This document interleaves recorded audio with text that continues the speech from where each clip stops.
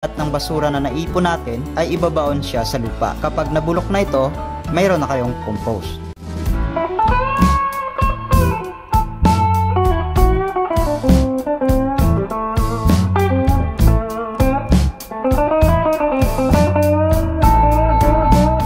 Kung wala naman po kayong malawak na bakuran, pwedeng gumawa ng compost bin.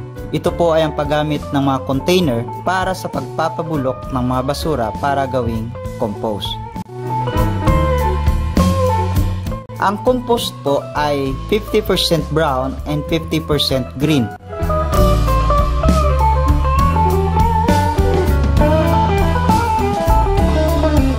Ibig sabihin po, ang brown material or dry and rich in carbon ay kailangang 50% at ang green naman or wet, basa, rich in nitrogen ay 50%. Kailangan natin ng mga matibay na container.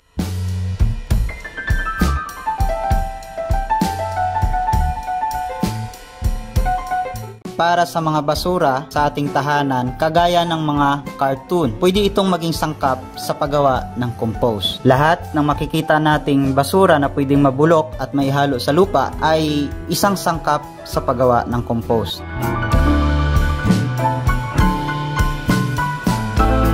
Kagaya rin ng mga alikabok sa ating pagwawalis, ang alikabok po ay mayaman sa bakterya at fungi na makakatulong ng malaki sa mabilis na pagkakabulok ng ating compost.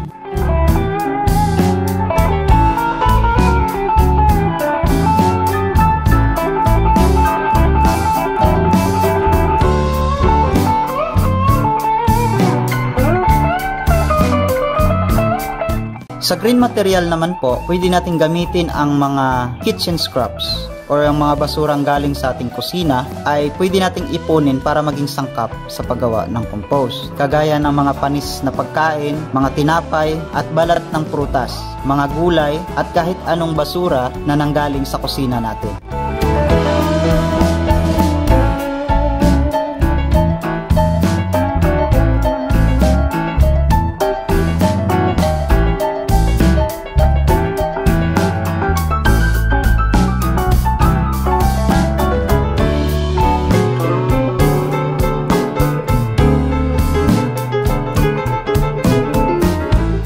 So sa paggawa naman po ng compost bin, una nating gagawin ay ang butasan siya sa pinakailalim. Ito po ay magsisilbing exit point ng tubig at entrance din po ng hangin. Ang oxygen po ay malaking na itutulong para sa mabilis na pagkabulok ng ating mga basura.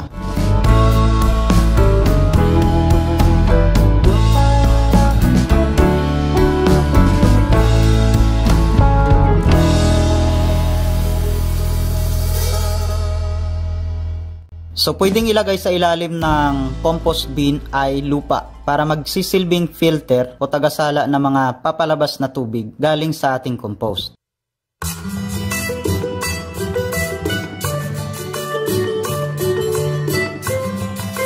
Sa strategy po na ito ay tinatawag na assorted filling method. Ibig sabihin po, ilalagay natin lahat ng uri ng basura na nabubulok sa loob ng compost bin. Magkahalo na po ang brown at saka green material na ilalagay natin sa loob ng compost bin. Ang pinakahuli po nito ay paglalagay ng lupa sa itaas o fertile soil. Malalaman po natin ang fertile soil o ang malusog na lupa kung ito po ay medyo maitim, brownish at higit sa lahat yung mga tinitirahan ng bulating lupa or earthworm. Ito po ang palatandaan na ang lupang ito ay isang masustansyang garden soil. Huwag nyo na rin pong itapon yung mga bulating lupa kapag nakita ninyo. Ihalo nyo na po sa inyong compost bin at makakatulong ito ng malaki sa pagkakabulok ng ating basura.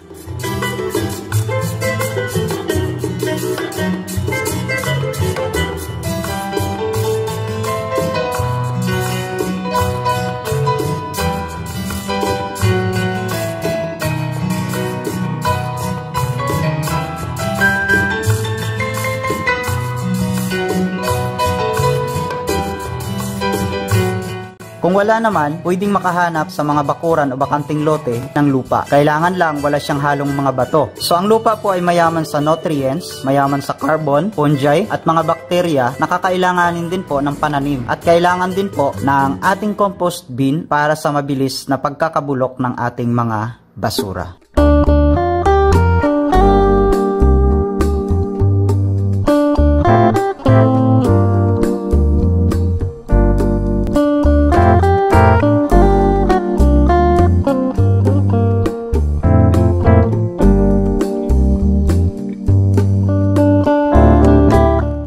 Hindi na kayo magtatapon ng mga basura, kundi sa halip ay ipunin ninyo para maging sangkap sa paggawa ng compost.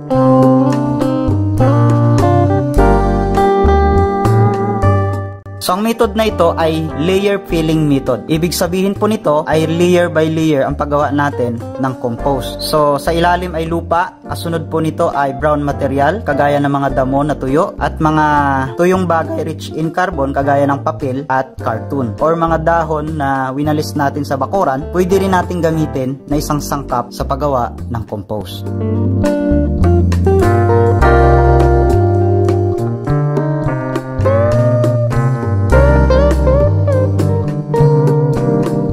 Ang kasunod po na layer nito ay green material or yung mga basa kagaya ng balat ng prutas, mga basang gulay, ilaw na dahon at kahit anong basura na galing sa ating kusina.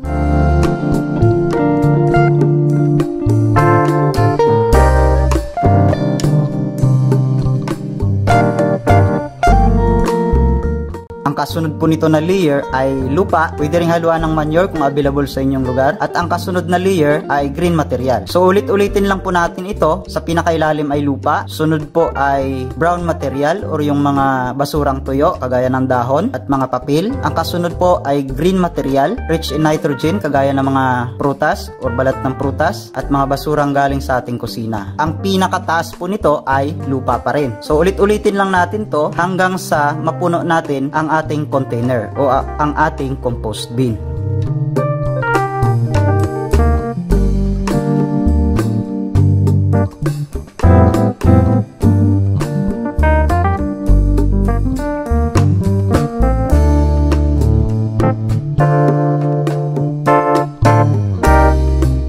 Ang pagdidilig naman po sa ating compost bin ay isang bisis sa isang linggo. Nakakatulong po ito na mapalambot ang mga matitigas na bagay o matitigas na basura na nahalo natin sa ating compost bin.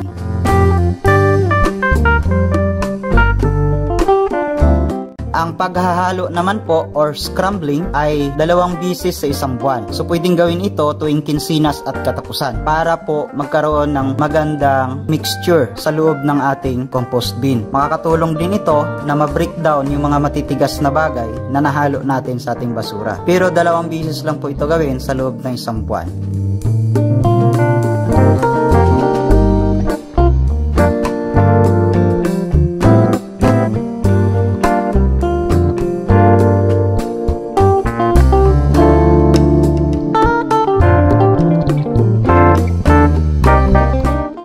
So yun po ang mga paraan para sa paggawa ng compost. Kapag nabulok na po ang ating basura, maaaring 6 hanggang 8 buwan. Kapag ito ay bulok na, ito ay compost na at pwede nang gamitin sa ating pagtatanim.